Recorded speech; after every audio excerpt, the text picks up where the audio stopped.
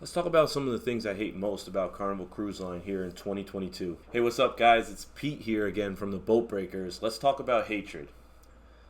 Let's talk about what we hate about Carnival Cruise Line. All of us. Let's just get into it. Whether you sailed with Carnival a bunch of times or you're thinking about taking your first cruise, I just wanted to share some thoughts that have been brewing. So, I've been cruising with Carnival since 2010. It's roughly 12 years. I've taken on and off about 3 or 4 cruises a year. Especially when I was in college, I was taking like 4 a year. I turned platinum last year, and I kind of wanted to make a video and just share some of my thoughts. First on the menu are cutbacks. Cutbacks. You know, I get it. We just came out of the pandemic. We're still adjusting. Carnival's in debt. I'm in debt. Everybody's in debt. So what are we doing? We're making some cutbacks. You know, I don't go to McDonald's 3 times a week anymore.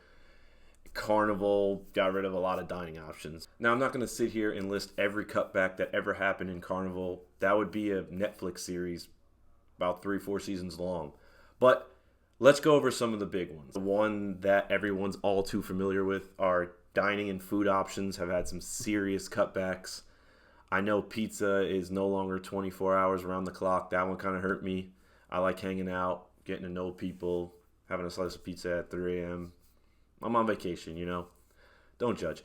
But that's been one that stunk. What else? I don't know why I said stunk. Room service, door hangers, some of the brunches. I know some of that's coming back, but we had a lot of food and dining options just cut. Carnival, John Heald, if you guys are listening, let me eat something late at night. What are you guys doing? Next up is old ships are old. I don't know how else to put it. Imagine saving up that hard-earned money and saving up those oh-so-valuable PTO days to get on a ship where the carpet is like old and worn out. You know? Going on like a new ship like the Mardi Gras and then going to an old ship is like night and day. Don't get me wrong, renovations help. I'd rather be on a ship that was renovated more recently than one that wasn't. But that doesn't mean they're going to come in and clean and change up and swap out everything. So here's my thought on this. I think if you're not sailing out of a popular port, then you're most likely stuck on an old ship. And that makes sense from a business standpoint. You put your popular ships with your popular ports and your older, not so popular ships with your not so popular ports. That was hard to say. Honestly, that was really hard to say. Hey guys, I just want to take a quick break. 1 second, I promise. I'll say it quick. Next week, we're going to be doing another giveaway again on next week's video because last week's giveaway went so well. We decided to do it again. Everybody enjoyed it. And also, we're getting really close to our big 1,000 subscriber milestone, which you know what that means. If you don't, we're giving away a cruise once we pass that 1,000 subscriber milestone. So make sure you subscribe. Make sure you comment. That's how we give the prizes away. All right, let's get back into it. You guys are probably going to laugh at my next one, but switching gears from old ships, I'd like to complain about new ships. But not the fact that they're new, but the fact that they're getting way too big, I think. What do you guys think? So not only with Carnival cruises, but across all cruise lines, everyone's competing to be the biggest. So these mega ships are actually getting banned from countries. I read multiple articles that these countries with ports can't handle that many passengers.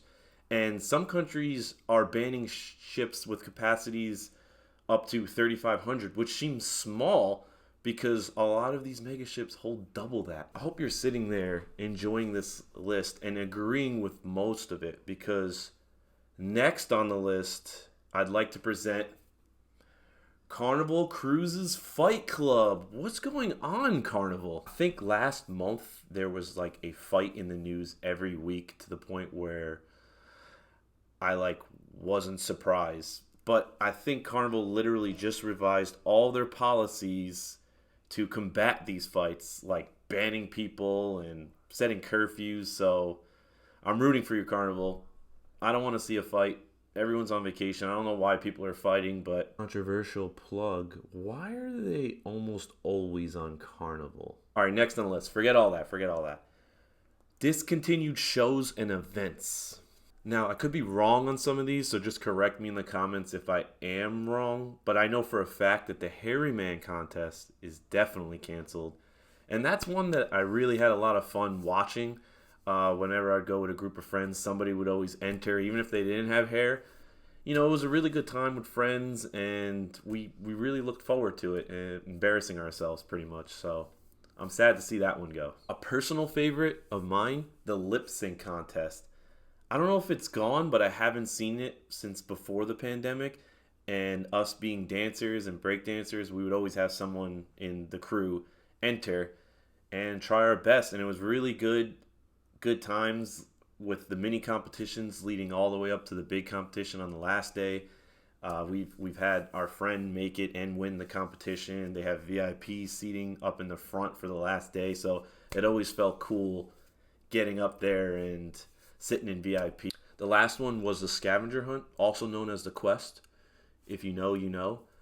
Those were always a blast. It was a great way to get to know people. You would join a group of people and, you know, just look it up. And last on my list, probably not your list, where are the dance clubs going? Where are the nightclubs?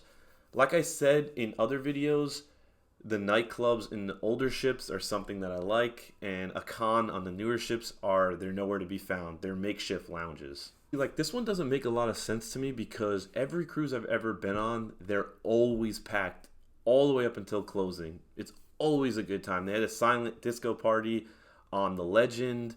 That had a club, that had a two-story club, one of my favorites. But when we were on the Mardi Gras, you could barely see the dance floor because it was the comedy club makeshift, the Limelight Lounge. But this just doesn't make sense to me. If it's always packed, what are you guys doing? Sorry, I got a little carried away on that last one. I just want to dance. But anyways, that brings us to the end of this video. Let me know what you think about my list. This is my list. I didn't do any research on what other people think, so I might have missed some things, but I'm curious to know what you think.